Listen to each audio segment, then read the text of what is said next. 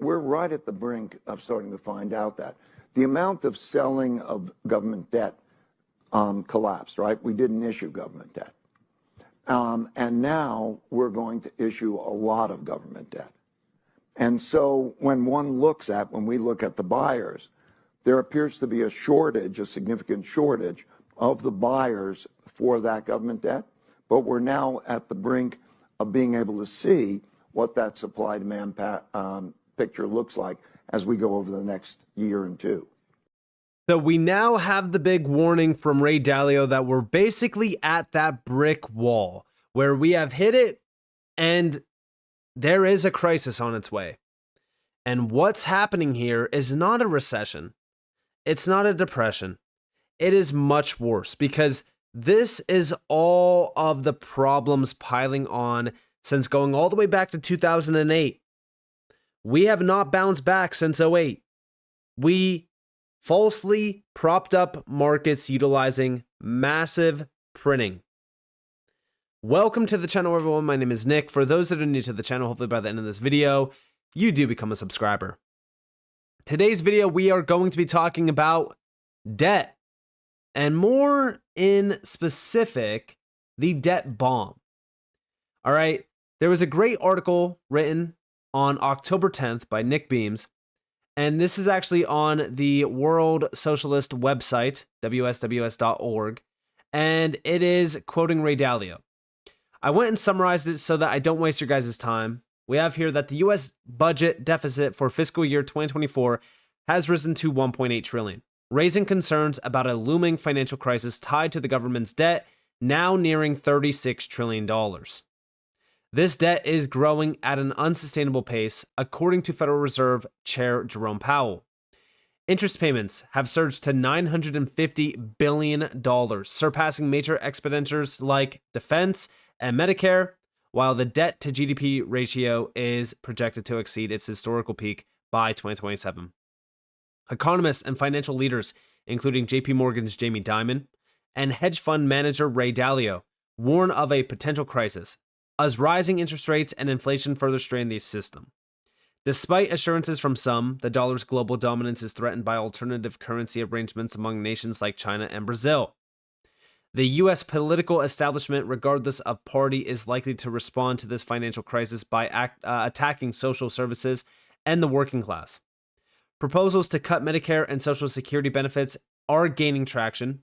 Meanwhile, conservative voices like Mitch Daniels suggest preparing for a future where the U.S. dollar loses its reserve status, potentially leading to economic collapse, civil unrest, and even martial law. Amid these developments, the article argues for the need for the working class politically organize against the capitalist system, which it claims is driving towards dictatorship as a result of deepening economic crises. And yes, listen, as we really kind of look at what is going on here, CBDCs are now in the picture. Okay, we are facing a potential significant financial crisis, one that will lead to a financial freeze just like COVID-19, just like 2008.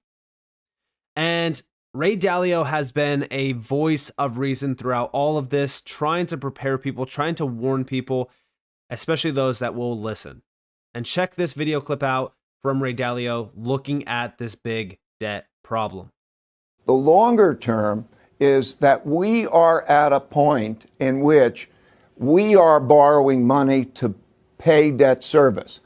And there is a process by which when you keep having debt growth faster than income growth, then that means that you have debt service encroaching on your spending. That's the same for the government as it is for us. And as that happens, and you want to keep spending at the same level, there is the need to get more and more into debt. And the way that works, it's like it accelerates. We are at the point of that acceleration, which creates the supply-demand problem. And it's made worse by the other issues that we're talking about. The internal political issue, the internal social conflict issue there is something that is affecting foreign demand for bonds. For about 40% of our debt is sold to foreigners.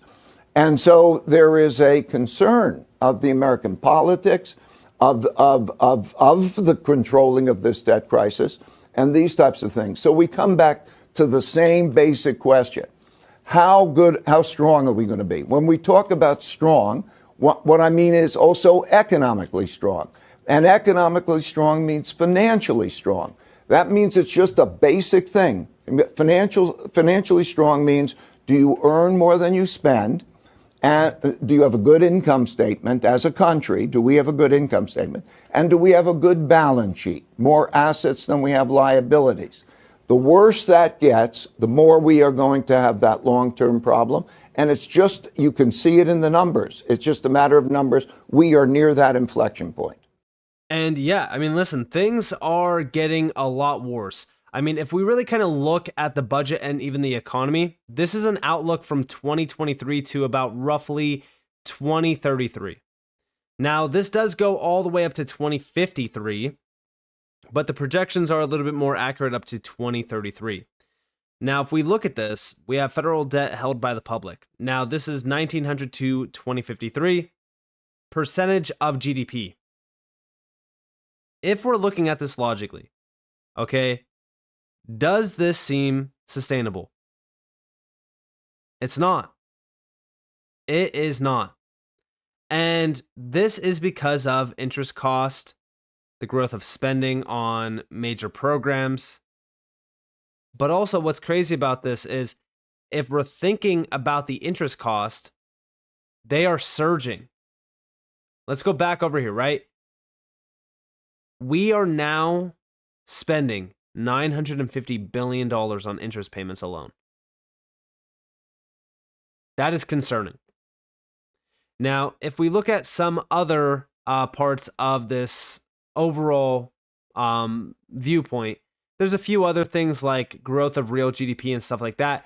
But the main thing that I'm really kind of looking at here is actually a very, very interesting chart, which is federal debt held by the public. Now, this is something that I think we need to really focus on because this is almost a straight line up. And currently speaking, if we actually look at this chart, this is the federal debt held by the public. Look at 2020. From quarter one of 2020 to now, this has just been going absolutely crazy. We are not at a point of, all right, is this sustainable or not? You don't even have to question it. But what is this leading us into? Because if we go back to 08, for an example, you could see, it was a straight line up, but leading into 08, it wasn't that significant. Now we have this massive jump where we don't have a recession, we don't have any major crisis going on currently outside of just the war conflict. So the big question is, what happens next? Well, we even have the World Bank surprisingly warning about how record debt levels have placed many countries on a path to crisis. This is a debt bomb that is ticking. And even over here, we can actually see interest payments. Look at this chart. This is interest payments. Let me ask you all, does this look good? Because again, every single time that we've had major significant crises in time, this chart was leading to the upside. And now we're not even talking about leading to the upside. We're talking about exploding to the upside. And you can see this going all the way back to quarter three of 2020 to now. This is only going to get worse. And we also have over here, new CBO just released a final 2024 budget deficit of 1.8 trillion. Deficits of 6.4% of GDP during relative peace and prosperity are nearly unheard of in America.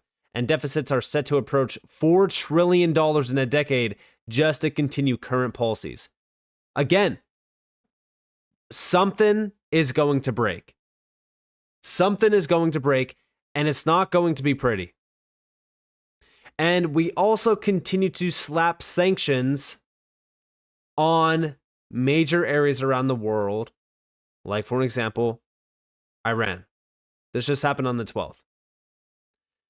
This is killing the dollar as a trade currency. It continues to push major nations away from the US dollar. And at a time where the BRICS continue to push against the dollar, the big question is, what is going to happen next? And Ray Dalio really kind of did answer this. Check this out.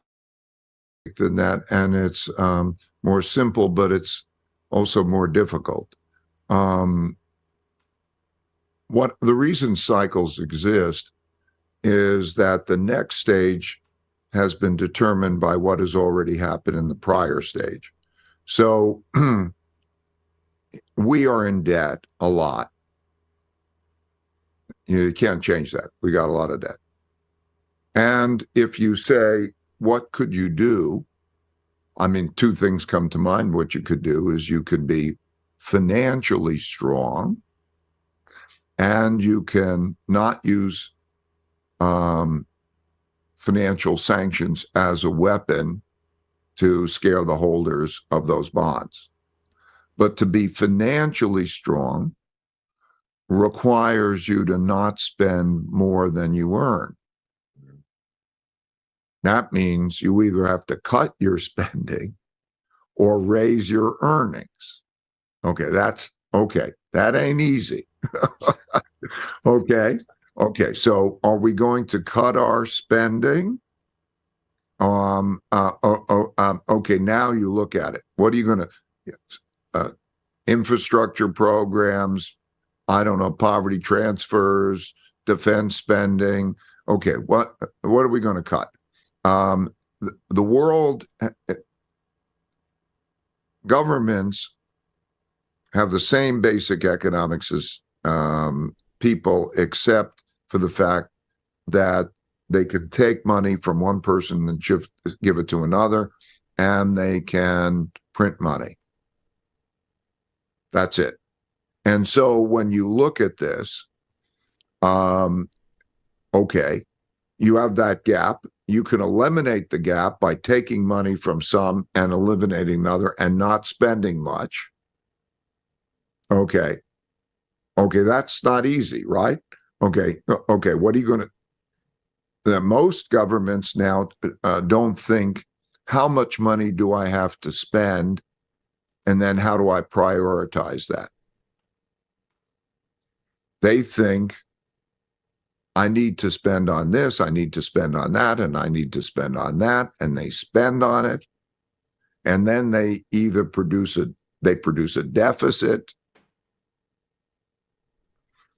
and then you either have to pay it back with hard money or printed money, and that's situation. So when you say, what could we do? Well, you've got to get financially strong in a politically fragmented environment in which everybody wants more, and you have to, like, be a higher percentage of world trade so that everybody wants to use your currency, and and not threaten the holders of that bonds with freezing their assets. It is And yeah, as we really think about what is going on right now, okay, we are at that brick wall, like I said, because as we look at debt, it's surging. As we look at the economy, it is not strong. Everyone is looking at inflation and they're saying, oh, it's dropping, everything's all good. But if you look at it, it's falsified data. The economy is still extremely fragile. It's still extremely weak. And where is this all leading us down a path to? Well, it's not going to be like COVID-19, like 2020. We are going to be hit with a financial freeze, but it's going to be like a financial freeze that we've never seen before during a time of one of the largest collapses in history. And no, it's not me fear-mongering. Look at debt. Look at consumer debt. Look at what is going on around you. something is going to break. Something is going to break in a very large way, and it is going to cause a cascading financial collapse that is going to affect literally everyone and everything around you. And this is most likely going to lead into the reset that's been pushed by the elites for so long. So with that being said, I hope that you guys enjoyed this video. If you guys did, definitely leave a like, subscribe, turn notifications on because of more free content. You guys are more than welcome to follow me on Twitter and join the free Discord down in the description below. And with that being said, guys, it's been Nick. Thanks for watching. Peace out.